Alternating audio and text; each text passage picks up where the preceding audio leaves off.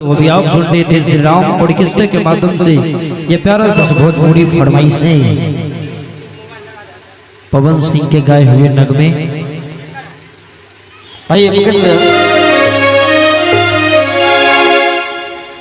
आइए भाई साहब का फरमाइश है पियर फराक वाली और कहना है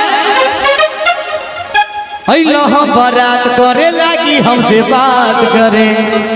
हम मांगे में मोबाइल नंबर लागत रे हाथ धरे गोरी फूला झरी बारू पापा के परिवारो और दुल्हे राजा के मौसी ममानी भौजी दीदी जितना भी रिश्तेदार होगी सब आज भैया के शादी में ठुमका लगा देने के बाद ठीक बनू कहना है अयो हो बारात करे कि हमसे बात करे हम मांगे में मोबाइल नंबर लागत रे हाथ धरे अयो हो बारात करे कि हमसे बात करे मांगे में मोबाइल नंबर लागत रे हाथ धरे गोरी फूला धरी बारो पापा के परिवारो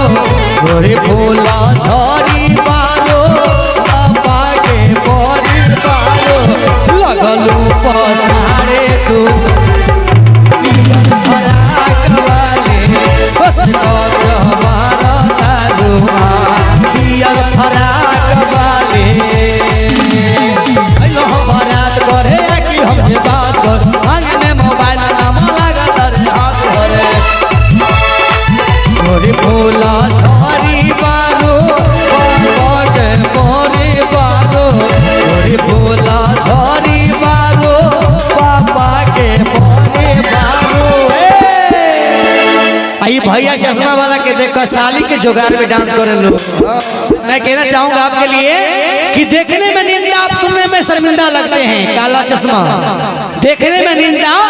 आप सुनने में शर्मिंदा लगते हैं और जब आप खड़े होकर डांस करते हैं तो माँ कसम गोविंदा लगते हैं। कहना है जोरदार ताली बजा दीजिएगा इनके लिए जोरदार।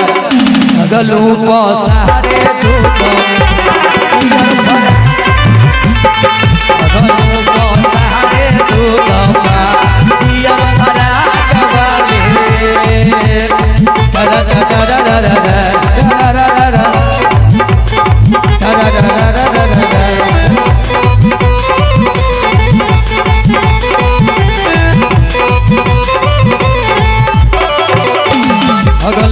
गलती से ये जान टकरा गए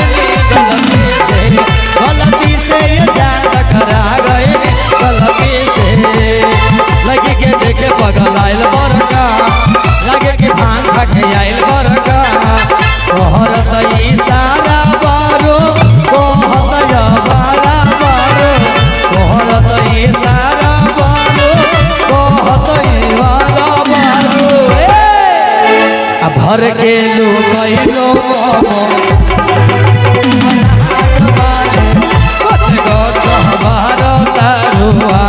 पियर फराक वाले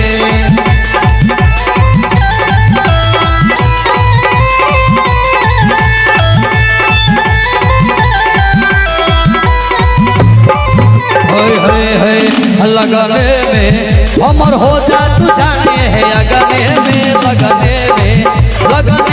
ये जान तो हुआ नहीं हो लगने में हमके पटावे लो तो फुलवे से मारब चला के रसगुल्लवे से आगे आगे आ जाए रोई है पीछे मिथले सबई है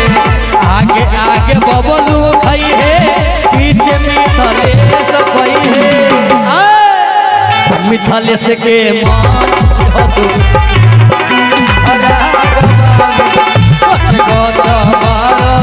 पियर फराक वाले